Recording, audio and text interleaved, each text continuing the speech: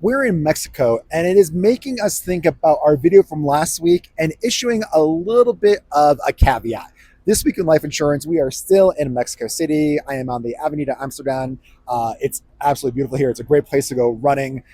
Just absolutely love it here. But last week we talked about the exemption in the US and how it's now $15 million adjusted for inflation going forward, and how that has kind of changed the calculus in the US in the ultra high net worth market in terms of folks not being as concerned about estate tax liquidity because they don't think they're going to have the same estate tax problem. Now, one area where that doesn't apply is for non-citizen, non-residents who may have a U.S. estate tax or estate tax exposure. For those folks, the exemption is only $60,000, and that amount hasn't changed since the 70s. And so now we have the widest gap between this kind of foreign exemption and a domestic exemption.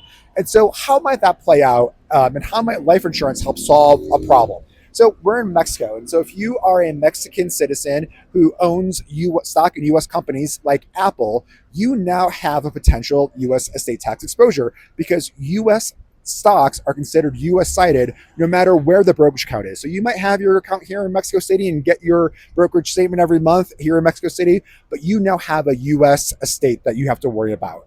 And it gets a little tricky because if you die, your broker might not be able to transfer or sell those shares of stocks to help pay a potential estate tax until they get a certificate from the IRS. And many times the IRS won't issue that certificate until you pay your estate tax, creating a little bit of a catch-22.